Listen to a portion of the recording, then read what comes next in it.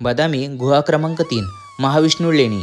दुसरी लेणी पाहून आपण जेव्हा वरच्या साईडला जातो तेव्हा आपल्याला तिसरी लेणी लागते आणि तिसरी लेणी ही महाविष्णू लेणी आहे आणि या ठिकाणी आपल्याला विष्णूचे विविध अवतार शिल्पामध्ये कोरलेले पाहायला मिळतात। या ठिकाणाची ही सर्वात मोठी लेणी आहे। लेणीत प्रवेश केल्यानंतरच उजव्या हाताला आपल्याला अष्टभुज विष्णूची प्रतिमा पाहायला मिळते।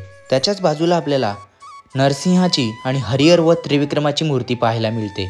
नरसिंह म्हटला की हिरण्यकश्यपाचा खोथला बाहेर काढून त्याचा वध करणारी प्रतिमा आपल्या समोर येते, परंतु या ठिकाणी गादीला टेकून उभी असणारी स्मितहास्य करणारी आगळी वेगळी प्रतिमा आपल्याला दिसून येते।